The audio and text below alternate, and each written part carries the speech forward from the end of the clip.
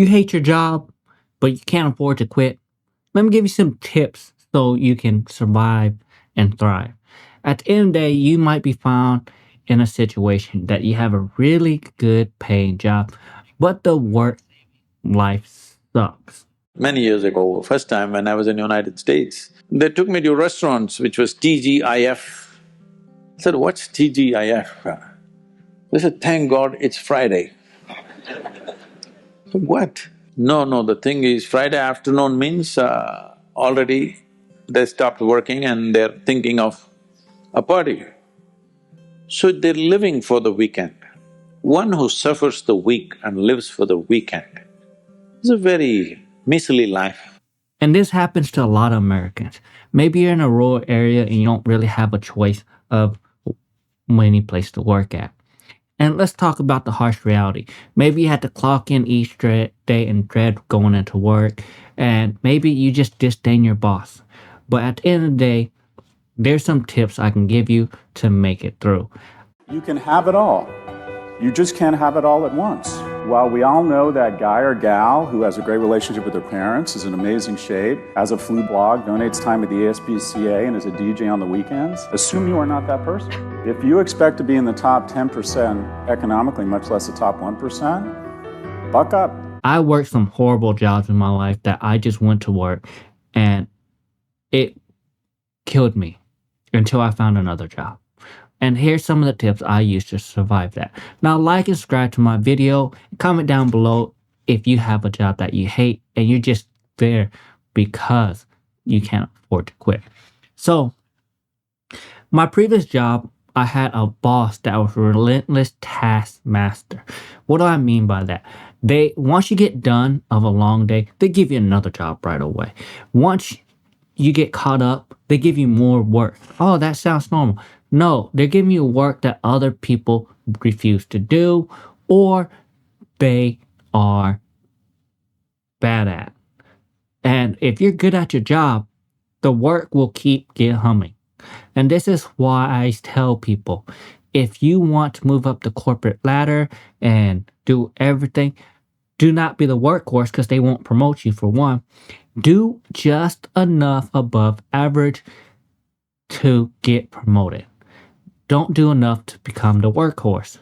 Because at the end of the day, you hate your job already, and moving up the chain of command and it's not gonna help you. It's just gonna get worse and more stressed out. I've seen people go bald, I've seen people get fat, I've seen people tell me they have suicidal thoughts all the time because they hate their job and go into it, but they can't afford it. And I tell people it really does suck. So a recent survey shows that 52.3 Americans currently are unhappy at work.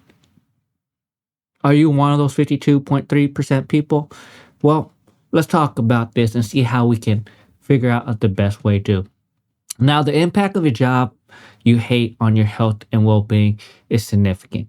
Overwork caused by job-related factors, often fueled by demanding jobs and high-pressure environments. Long hours work culture, unrealistic deadlines and expectation, and understaffing leave us scrambling, while poor resource allocation adds to the chaos.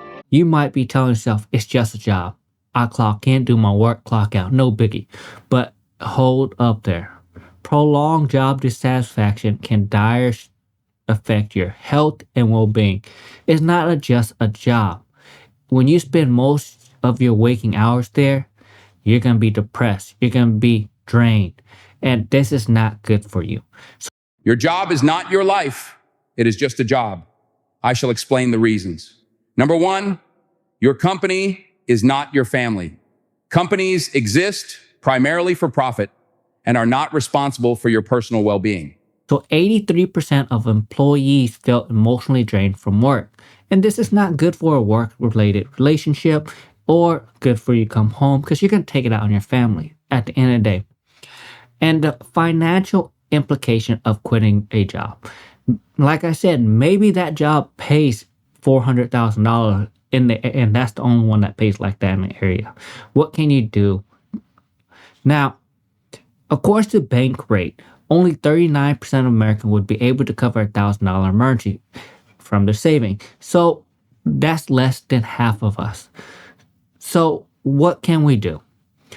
why people often feel trapped at a job that they hate is mainly due to financial reason. Most of us can't afford the luxury of working a job you love. At the end of the day, you got bills to pay, you got people to take care of. There's a lot of different reasons why. Maybe you want to become an artist, maybe you want to be a musician, maybe you want to be an actor, maybe you just want to be something besides what you're doing now. And at the end of the day, this is why I tell people to invest early.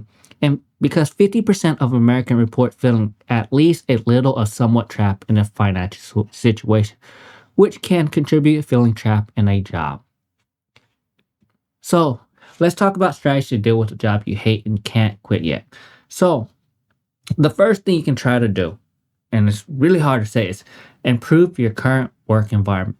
Yes, you can become a chameleon and change your environment, but it's adapting similar considered way to enhance your work. So perhaps rearrange your office, negotiate flexible work hours, request different assignment, or ask to change manager and boss. Yes, you can ask for all these things. Maybe it's just your boss that pisses you off. Maybe it's just the current role you're doing. And if they're fine with it, you might change your whole work environment and actually enjoy it. And just tell them, hey, I'm not getting satisfaction here. Is there a way I can change my role into this type of area? Because I like doing this and I thrive in this area. Maybe you're in the business sector and you want to be more artistic. Ask them to go to the advertisement area where you can be more artistic and have a vision. And if it goes well for you, you will be, and you're happy with it, great. If you do have an option for internally transferring, definitely focus on that, because you could simultaneously pursue internal transfers and external roles. But internal transfers gives you a ton of extra visibility. You can actually talk to the hiring manager. You can talk to other team members. You can find out extra information. You can often make up for your lack of skills and experience by the fact that you've got related expertise and domain knowledge and you've worked in this company or org before. Now, the next one I tell you is set professional boundaries. Boundaries at work is an absolute. Do not deny this. You need boundaries at work. Why do you need boundaries? Because people always get into your personal space. Maybe you don't want to have them in your personal space, and this is why I tell you, you need to put boundaries between you and your boss, you and your managers, you and your coworkers, because there is a work-life balance, and you need to have it. If you are off at 5 o'clock and they're trying to make you work till 7 or 8 and don't pay you overtime, tell them no. But that depends on your salary situation. So make sure you do within the guidelines and check the limits, which you can do. Because at the end of the day, you don't want unrelated work discussion at work that stress you out, or you don't want to talk to people after work and them calling you all the time. They need to know boundaries. Some bosses do not know boundaries, and this is a key to have a happy work environment. Learn to say no without feeling guilty. At the end of the day, someone talk about your personal and you don't want to talk about, say no, that's personal. We're at work. I just want to deal with work. The next thing I tell people to do is building supportive relationship at work. Yes, according to CNBC, 7% of employers say friends at work is the most crucial element to be happy at work. And 50% of men would refuse a higher paying job if it meant not get along with the coworker. I agree with it. It doesn't matter if it's a very high paying job. If you can't have good coworkers, good or a friend or two at work, because that makes your life go a lot easier. At the end of the day, it gives you someone to talk to, someone complain, and they have some relativity with you.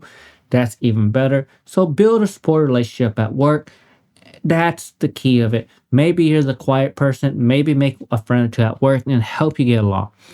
And 70% of employees say friends at work is the most crucial to be happy at work. And that's a very honest truth. Let's go back to asking for an internal transfer. And consider a transfer internally. It may make you happy.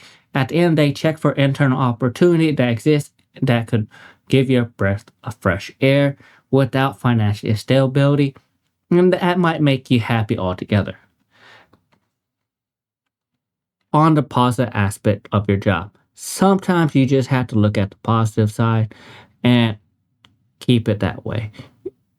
And stay away from the negative people at work.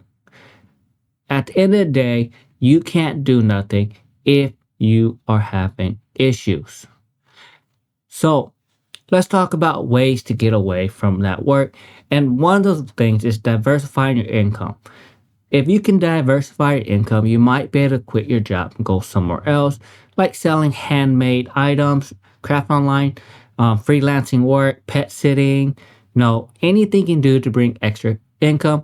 And you might even be able to quit the job you hate. That will help you.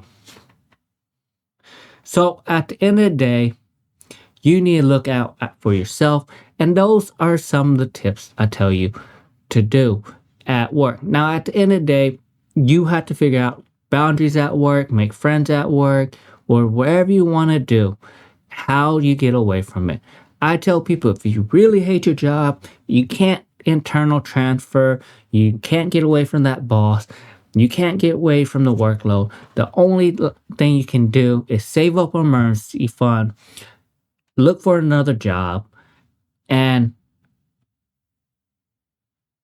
start a side hustle. Because you need to diversify your income, because maybe you can quit and go to another job that paid you less, but still survive. And lastly, if you can't really take the job, is cut your expenses and take a lower level job or another job that doesn't require the same skill that you can be more relaxed at. And that's all I got for you. If you don't like your workplace, you're not the only American or only person that doesn't like their workplace. You just have to get over it because you can't financially afford to leave, or find another job that can support you. Sometimes it's not an option. Like and subscribe.